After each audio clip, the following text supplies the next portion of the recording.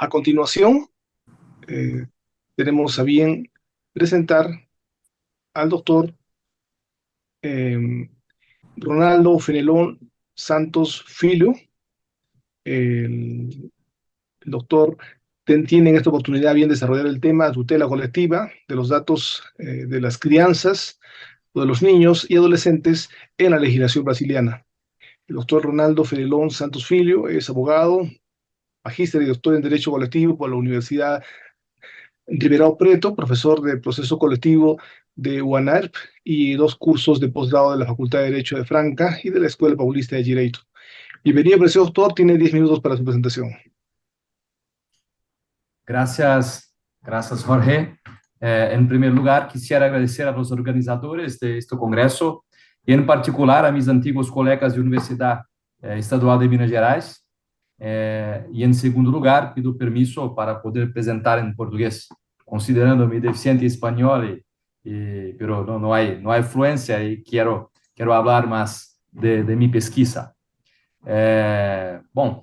Eu trago um tema. Primeiro, inicialmente, gostaria de agradecer meu queridíssimo amigo Moacir, a quem tanto faz falta no meu convívio diário, como nós fazíamos na UENG, meu querido professor Cildo, que trouxe a oportunidade de expor em relação a esses temas tão caros para mim e que podem, sem dúvida alguma, trazer alguma luz para esses temas de direito digital que muito afligem, sem dúvida alguma, o brasileiro, em especial a América Latina. Esse tema escolhido foi objeto da minha pesquisa de doutoramento, e que, logicamente, me fez ensinar sobre algumas limitações, inicialmente, no processo legislativo da Lei Geral de Proteção de Dados brasileira, que teve como semente, como fonte inspiradora, vi aqui que alguns colegas já discorreram sobre a GDPR ao longo, e com certeza a minha exposição não será nem perto das que me antecederam, mas o fato é que, ao beber da fonte da GDPR, sem dúvida alguma, nós também trouxemos algumas vicissitudes da GDPR. Uma delas guarda efeito no que tange ao tratamento de dados de crianças e adolescentes. E eu inicio, sob o ponto de vista material, até para que eu possa, ao final, propor algumas medidas de potencial coletivo. Digo isso por quê? Porque nós temos, sobretudo, à luz da Lei 13.709, que é a Lei Geral de Proteção de Dados, nós temos algumas disposições que remetem, é claro, ao seu nascedouro, que é a GDPR, mas que implicam uma série de condicionantes no tratamento de dados, especialmente aos dados pessoais, aos dados sensíveis, e há uma distinção feita pela no seu artigo 14 da 13.709, há, sem dúvida alguma, um tratamento diferenciado que se dá aos dados pessoais de crianças e adolescentes. Então, nós podemos classificar, segundo o direito brasileiro e segundo o que diz respeito à legislação brasileira, nós podemos classificar três formas ou três mecanismos de tratamento de dados pessoais. Um deles diz respeito aos dados pessoais propriamente ditos, e, logicamente, traz todas as limitações, princípios, finalidades, tudo isso devidamente abarcado na referida lei. No artigo 11, nós temos o tratamento de dados pessoais sensíveis, também à luz da GDPR, com todo cuidado em relação aos dados que possam distinguir sexo, preferência sexual, preferência religiosa, dados de saúde, não é? Dados sindicais e por aí afora. Então, esses são os dados sensíveis e todos os mecanismos de tratamento desses dados sensíveis do artigo 11 da Lei Geral de Proteção de Dados. Em especial, o artigo 14, ele faz também a memória do artigo referido na GDPR, ele fala do tratamento dos dados pessoais de crianças e adolescentes. Importante, antes de tudo, dizer que o nosso Estatuto da Criança e do Adolescente, a lei que protege e regula as relações, direitos e deveres da criança e do adolescente no Brasil, o ECA, é uma lei dos anos 90 e ela faz uma distinção efetiva entre o que seria, por corte etário, a criança e o adolescente. Então, nós já temos definida, por consequência do Estatuto da Criança e do Adolescente, quais seriam as categorias para fins de tratamento.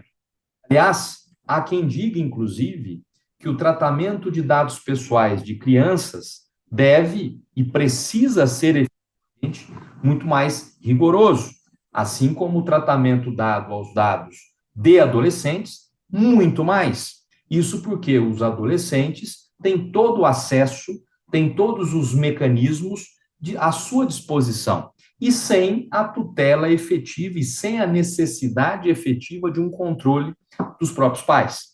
Então, nós ficamos, logicamente, numa dúvida. Será que, com a adolescência, nós enrijecemos a regra ou nós liberamos a partir da adolescência para que essa pessoa possa navegar e fluir efetivamente, principalmente no mercado digital, com todos os seus acessos e todas as suas variações. O fato é que a legislação brasileira ela não traz de maneira efetiva essa separação, essa vinculação. Tanto é verdade que o artigo 14, ele fala expressamente, e peço vênia para que faça a leitura a fim de que possa explicitar de maneira mais resoluta esse tema, não é? O artigo 14 trata do tema da seguinte maneira: o tratamento de dados pessoais de crianças e adolescentes deverá ser realizado em seu melhor interesse, nos termos deste artigo e da legislação pertinente. Aqui duas observações, não é? Se nós estamos sujeitos a uma legislação pertinente, significa dizer que, neste momento, também estamos sujeitos ao ECA. E o ECA define que o tratamento de crianças vai até 13 anos e acima de, 14 anos, e acima de 14 anos, nós temos os adolescentes.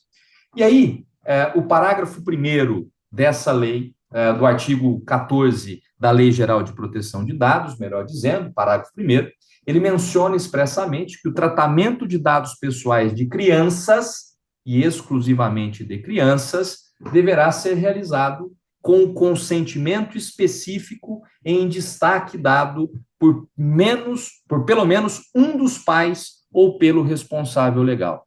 Ora, desse parágrafo 1º do artigo 14, se depreende um momento de dúvida.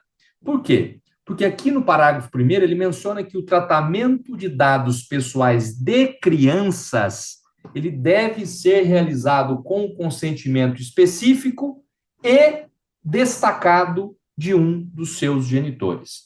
Ora, sob o ponto de vista literal, e talvez seja a mais burra das interpretações, mas é preciso fazer até do seu ponto de vista histórico, não é? Uma interpretação histórica, é possível denotar que, nesse momento, o legislador esquece de pronunciar a palavra adolescentes, o que não existe, entretanto, no caput do artigo 14.